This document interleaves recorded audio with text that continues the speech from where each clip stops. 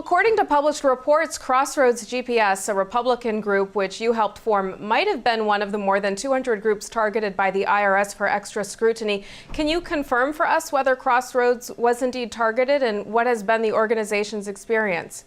Well, as it's been previously reported that we filed for a 501c3 status and 3 years later have not, that process is not ended for us. Now, it may be suspended at this point because during this process, our application, which by law has to be kept confidential until and at such time as the IRS approves our application, at which time it can become public. But until that point, it's supposed to be private. Well, our application, along with those of, I think, 8 other groups, was given by the IRS, the tax-exempt office, to ProPublica, an investigative organization underwritten by George Soros.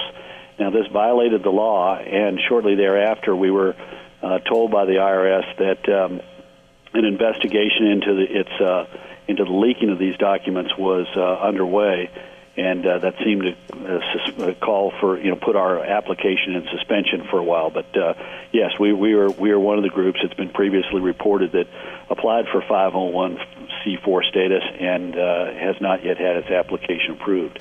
Now, we frankly aren't surprised because remember, President Obama was talking specifically about Crossroads in 2010, and in fact made a speech at Bowie, Maryland, which was a thinly veiled reference to us, in which he called groups like ours, quote, a threat to democracy. So, not surprised that the administration or that the IRS was doing something about us. True the Vote, which was also targeted by the IRS, filed suit against the agency yesterday. Do you think a class action suit of some sort of all these targeted groups might be wise?